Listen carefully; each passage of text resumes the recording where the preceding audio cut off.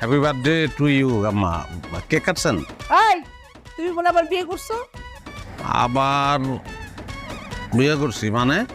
দেখালো আমি কিন্তু লাচিয়াল বংশের মাইয়া, আমার হাত কিন্তু খুব ভালো করে চলে।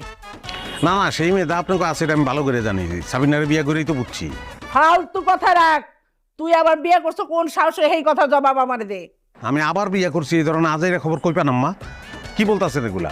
ওই একদম চালাকি করার চেষ্টা করবি না। কোথায় পাইলাম? তোর মুখ দিয়ে পাইছি।